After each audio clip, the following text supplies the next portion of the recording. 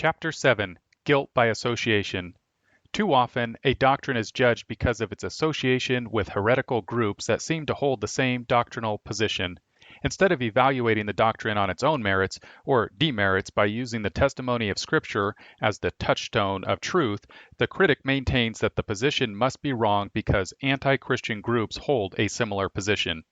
This frequently happens in elections when a candidate holds to a controversial position and it is learned that an extremist group holds a similar position. John Jones supports workfare. We've just learned that the Ku Klux Klan holds a similar position. That's typical of the KKK. They're racist anyway. Since John Jones advocates a position similar to that of the KKK, our organization is withdrawing its support from John Jones. The possible merits of workfare are obscured by the association with the deserved negative press that follows the KKK. Workfare should be evaluated on its own merits. Millions of Americans have owned Volkswagens. Adolf Hitler pushed for the production of a people's car, the Volkswagen. Therefore, anybody who drives a Volkswagen is a Nazi. Dave Hunt has implied that those who hold to a dominion theology are being seduced by a New Age philosophy.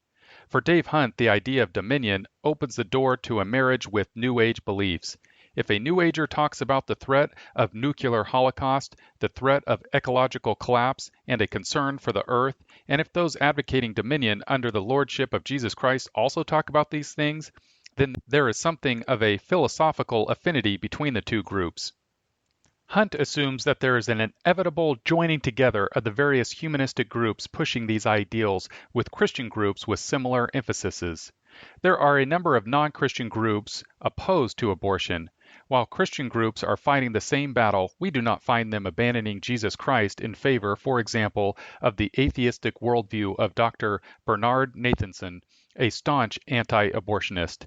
An open door to seduction always exists. A preoccupation with the law can lead to legalism.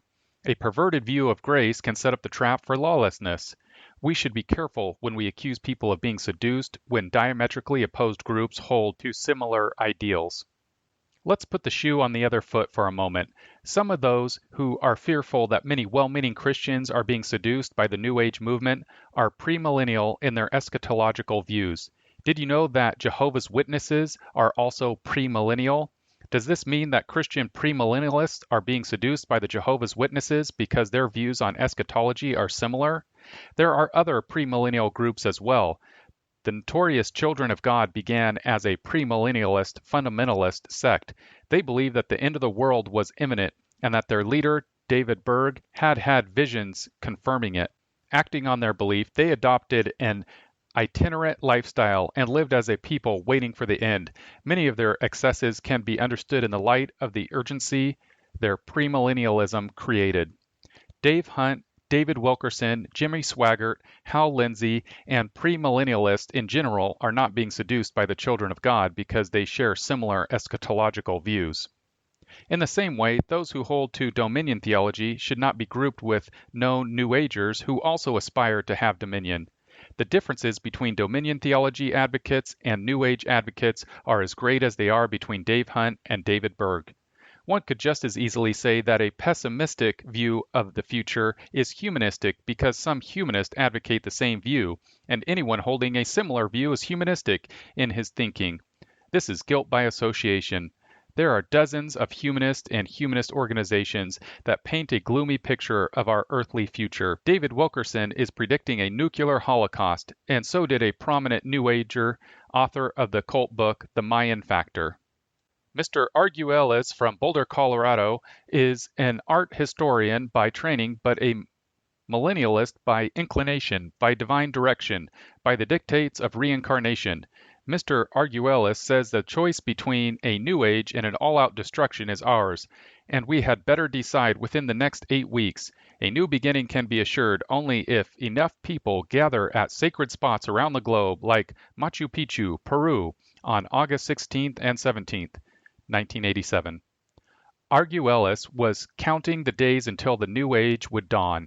He even drew on the biblical literature, asking his supporters, 144,000 of them, to go to places like the pyramids, Machu Picchu, and even Idaho. and it was all to begin on August 16, 1987, a day when just about nothing noteworthy happened. Since all this sounds like the end of the world scenario presented in David Wilkerson's Set the Trumpet to Thy Mouth, should we then conclude that Wilkerson has been seduced by a highly intelligent group of Mayan aliens? We don't think so. Finally, there are those who say that to use the writings of New Agers in defense of some aspect of Dominion theology is tantamount to being a New Ager. If Jeremy Rifkin and John Naisbitt are quoted approvingly, then there must be some New Age connection. This is nonsense. Dave Hunt quotes John Calvin on pages 16, 176, 188, and 192 to 193 in Beyond Seduction, A Return to Biblical Christianity. Calvin castigated the Shillogists who limited the reign of Christ to 1,000 years. Calvin went on to write, "Now their fiction is too childish either to need or to be worth a refutation, and the Apocalypse, the book of Revelation, from which they undoubtedly drew a pretext for their error, does not support them, for the number 1,000, Revelation 24, does not apply to the eternal blessedness of the church, but only to the various disturbances that awaited the church, while still toiling on earth. On the contrary, all Scripture proclaims that there will be no end to the blessedness of the elect or the punishment of the wicked." Matthew 25, 41, 46. So we could argue like this. Dave Hunt quotes John Calvin. John Calvin does not hold to a premillennial interpretation of eschatology, therefore Dave Hunt is anti-premillennial. This would be extremely unfair. What Mr. Hunt would want us to do is to look at everything he says and also to understand that while he might disagree with men on some issues, this does not mean that everything they say is wrong. Mr. Hunt even quotes the anti-Christian psychiatrist Thomas Soaz. Does this make Dave Hunt a follower of the humanistic psychology advocated by Dr. Saz? Of course not. Because they counterfeit the Christian faith, humanists often have some good things to say.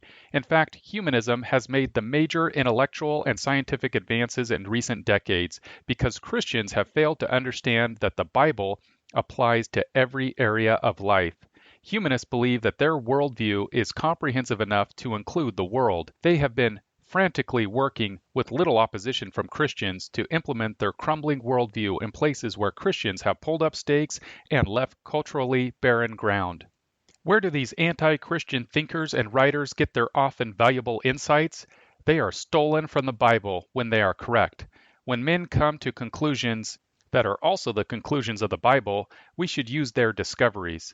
These discoveries are our property, not theirs. God owns the world. The devil owns nothing. We are God's adopted children. They are God's disinherited children. Conclusion. It is true that Dominion theologians use some of the same terms that New Agers use. In certain areas, the ideas may even be similar. The same can be said of premillennial, pre-tribulational, dispensationalists. But these facts do not prove that Dominion theologians have been seduced by the New Age movement, nor does it mean that Jeremy Rifkin has seduced the faculty of schools where dispensational premillennialism is taught. Yet Dave Hunt has cautiously implied, and his less astute followers have repeatedly made, just this sort of erroneous, preposterous assertion. Such a conclusion is unfair to Christians who teach Dominion theology, and it ignores the possibility that New Agers may in fact be imitating Dominion theology.